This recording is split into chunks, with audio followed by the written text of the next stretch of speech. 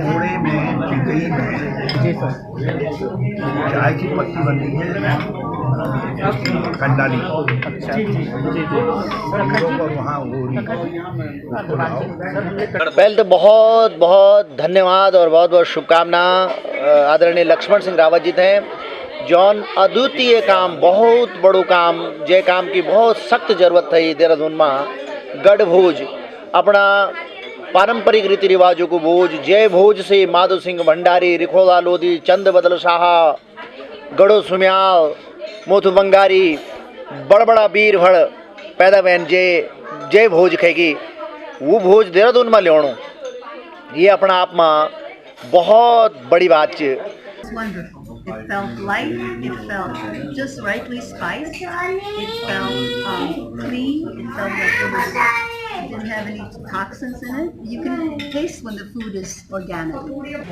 Actually वो building भी rented थी और फिर होटल से रिलेटेड जो है वो एवरीडे के खर्चे इतने होते हैं कि वो बेयर नहीं हो पाते हैं।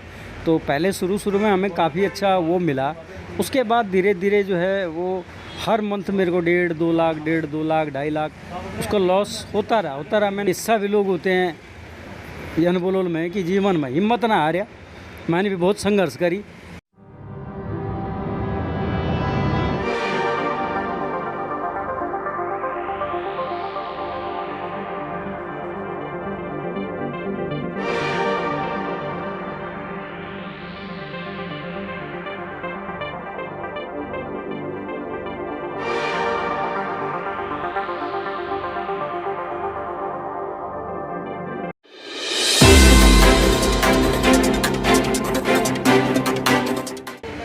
एक और उत्तराखंड राज्य में नए नए पहाड़ी रेस्टोरेंट खुल रहे हैं, युवा बहुत उत्साहित हैं, तो दूसरी ओर कई ऐसे भी हैं जो एक अच्छे मुकाम पे पहुंचकर बीच में ही छूट गए, बीच में ही बंद हो गए, बीच में ही कहीं दम तोड़ गए ऐसे रेस्टोरेंट। आज हम एक ऐसे ही रेस्टोरेंट ओनर के साथ जो गढ़ भोज राजपुर रोड पे चलाते थे, जहां ऑस्ट्रिया की महारानी से लेके चाइनीज़ दल से लेके हमारे स्टेट के मुख्यमंत्री से लेके कई मंत्री, अधिकारी, बड़े बड़े सेलिब्रिटीज़ उनके यहाँ जाते थे, बैठते थे और उस समय लगता था कि एक बहुत ही अच्छे मुकाम पे ये रेस्टोरेंट जाएगा, लेकिन गढ़ भोज को बीच में ही दम तोड़ना पड़ा। तो हम जुड़ते हैं सीधे गढ़ भोज के ओनर रावत जी से और पूछते हैं कि आखिर क्या कुछ वजह रही और कितना लॉसेस उन्हें झेलने पड़े और आज तक क्यों नहीं वो उन लॉसेस से उबर पा रहे हैं, क्या उनकी पीड़ा है, क्या उनका दर्द है। और हम बैठे हैं आज ऐसे ही गढ़ भोज चलाने वाले लक्ष्मण सिंह रावत जी के साथ। रावत जी, सबसे पहले तो उत्तराखंड की नौनी प्लेटफॉर्म पे आपका बहुत बहुत स्वागत। बहुत बहुत धन्यवाद आप लोग, धन्यवाद। आपसे मुलाकात हुई, अच्छा लगा। अभी हम लोग जानना चाहेंगे कि कितने साल आपने गढ़ भोज को चलाया, कहाँ तक पहुँचाया था और कैसे 3 करोड़ के लॉसेस को आपने झेला और आपको बंद करना पड़ा। हाँ, एक शुरुआत जैसे आज ये हमारा भाई सुभाष रतुड़ी कर रहा है मैम, ऐसे ही मैंने एक शुरुआत करी थी और ये सोच के करा था कि कहीं ना कहीं एक हमारा ये उत्तराखंड का जो अनाज है, जो हमारा खान पान है, नाना प्रकार की औषधियों से भरपूर है और भरपूर मात्रा में इसके अंदर हर चीज़ जो एक बॉडी को चाहिए होता है वो सब कुछ इसके अंदर है। उसको बाकायदा इस तरीके से रिसर्च करके मैंने डेवलप करा था उसको कि हम लोगों को हेल्थ और प्लस बाहर के या वैसे लोगों को हेल्थ और जो हमारे लोग हैं उनके लिए एक रोज़गार बहुत बड़े लेवल पे पैदा हो, मतलब जितना हम कर सकें। अगर 10% लोगों को भी उसमें, जैसे अभी हमारे भाई सुभाष ने कहा कि जैसे रोज़गार ज़रूरी नहीं कि सरकारी नौकरी करें या वो नौकरी करें, हम क्यों ना रोज़गार अपने ही चीज़ों से, अपने कोदे झंगोरे से, कंडाली से, इन नाना प्रकार की जो ये औषधियाँ हैं, खाना कम औषधियाँ ज़्यादा हैं, ये इनसे हम दुनिया भर में पहुंचा के इनसे कर सकते हैं। क्योंकि आज की डेट में सब ने, आपने भी सभी लोगों ने सुना होगा, अमेज़ॉन पे हमारी कंडाली 2 लाख रुपए किलो बिक रही है, 2 लाख रुपए किलो बिक रही है। ऐसी और चीज़ें भी हैं जो हमारी चीज़ों को इंपोर्ट होता है और बाहर विदेशों में बहुत अच्छे ढंग से सराहा जाता है। यही थीम लेके मैं चला था और मैंने एक प्रयास करके उसको भूतल पे भी उतारा।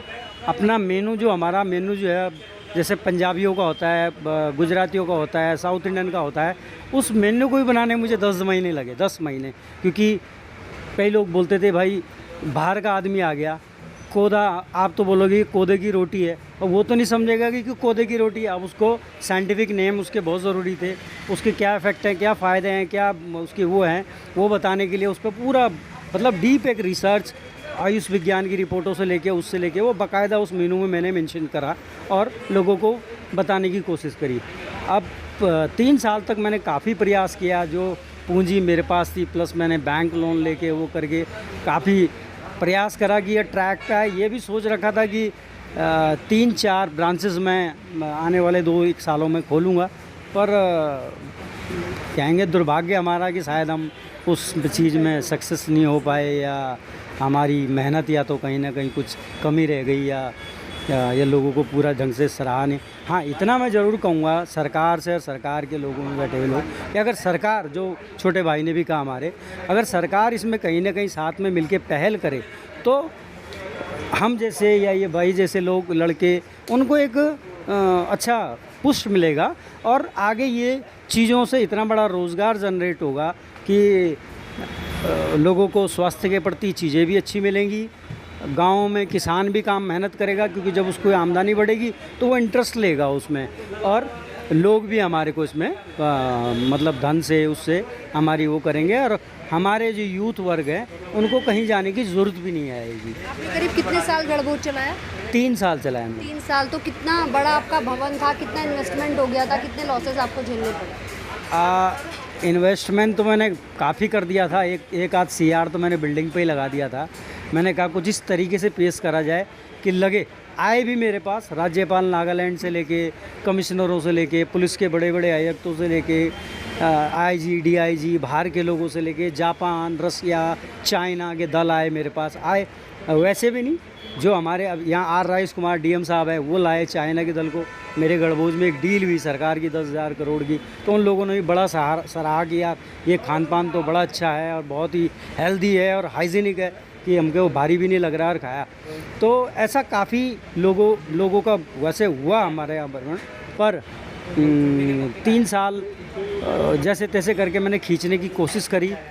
सरकार से भी कई बार आवेदन किया कि अगर कुछ हमारे लिए हो सके कहीं पे, कि जब जो मेरी जगह थी वो रेंटेड थी और मैं रेंट भी नहीं झेल पा रहा था, फिर बहुत ज़्यादा पड़ रहा था वो धीरे धीरे, तो करा, पर अब समझ में नहीं आई फिर इन लोगों ने क्यों नहीं वो दिया।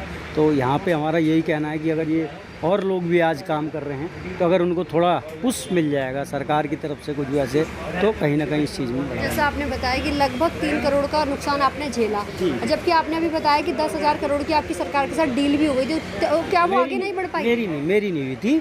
10,000 करोड़ का तो सरकार का कुछ चाइना की कुछ दल आया था, उनकी डील थी वो, तो वो डील मेरे उसमें संपन्न हुई, बोलने का मतलब है जी। मतलब लेकिन उस डील के थ्रू कहीं ना कहीं आपको फ़ायदा हो सकता था अगर सरकार चाहती तो। कहाँ चीज़ें अटकती थी विभागों में, कहाँ नुकसान होते हैं? विभागों में भी, और कहीं ना कहीं थोड़ा बहुत जैसे हमने रखा हुआ है, माननीय मुख्यमंत्री थे हमारे सर त्रिवेंद्र सिंह रावत जी, उनके सामने भी 2-3 बार रखा मैंने, तो पता नहीं क्यों उन्होंने भी ज़्यादा वो नहीं दिया, या शायद नहीं समझा उस लायक। हाँ, ये था कि जो पूर्व मुख्यमंत्री थे हरीश रावत जी, उस टाइम पे दुर्भाग्य हमारा ये रहा कि उनकी सरकार गई और मैंने गढ़बोझ खोला।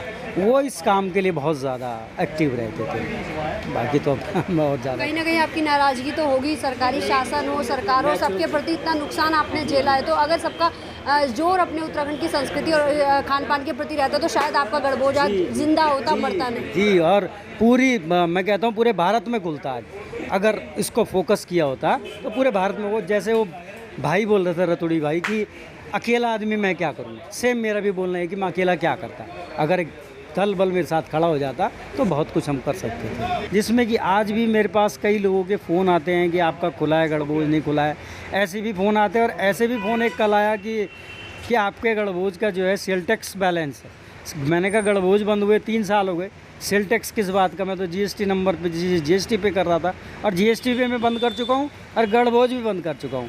अब पता नहीं भगवान ही मालिक है क्या चाहते क्या नहीं चाहते। जी, जीवन भर की कमाई लगाने के बाद अगर इतना नुकसान झेलना पड़े तो आप समझ सकते हैं कि अभी रावत जी किस दर से गुजर रहे हैं। अच्छा, उत्तराखंड की नौनी के माध्यम से, एक पहाड़ी हमारा चैनल है नौनी बेटी महिलाओं, तो उसके माध्यम से आप क्या कुछ मैसेज देना चाहेंगे? मैसेज तो ये कि सबसे पहले तो बहुत बहुत बधाई आपको कि आप लोग एक प्रयास किए जा रहे हैं हमारे उत्तराखंड के लिए। कोशिश करना कि यार कन के करिए हमारे उत्तराखंड और हमारा लोग गाड़ी बढ़ू। मैं 2 शब्द गड़बड़ में बोलो लो कि सभी लोग होते हैं यन बोलो में कि जीवन में हिम्मत ना हारिया। मैंने भी बहुत संघर्ष करी, एक तक भी पहुँचे तो बहुत जीवन में मैंने धक्का खाया और छोटा सा तेज से चली हूँ। चाय बेचने से स्टार्ट से मेरे जीवन है कि यक तक भी पहुँचे तो भगवान ने बहुत बड़ी सच है। मैं यूँ मैसेज दियो कि कभी जीवन में हारा ना, अभी नहीं करी अगला तेमा बोलूँ, तो अगला तेमा नहीं बोल तो अगला तेमा बोलूँ। एक राजा था कि मैं 9 विष्णुओं को 7 जब 6 बार ये लड़ाई हारी तो 7 बार जीती। ये जीवन बिच संघर्ष करते रहा, लगे रहा पर काम से पे और ध्येय लगाए थे, काम करा, ईमानदारी से काम करा, जरूर शख्सियत मिले लिखने की तरफ।